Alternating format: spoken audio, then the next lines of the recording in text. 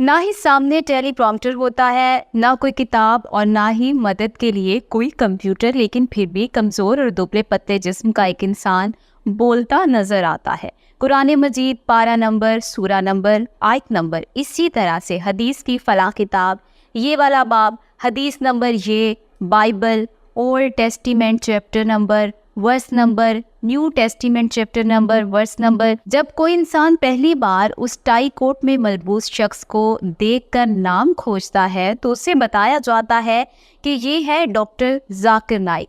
یہی ذاکر نائک ہمارا آج کا ٹاپک ہے۔ کیا آپ جانتے ہیں کہ اپنے بچپن میں ہکلاتے ہوئے بولنے والے بچے کے بارے میں کوئی سوچ سکتا ہے کہ ایک وقت آئے گا اور زبان میں لکنت لیے یہ بچہ ایسے بولے گا کہ بڑے بڑوں کی زبانیں گنگ ہو جائیں گی۔ ڈاکٹر ذاکر نائک نے کس پاکستانی اسکالر کے کہنے پر میڈیکل کی پریکٹس چھوڑ دی؟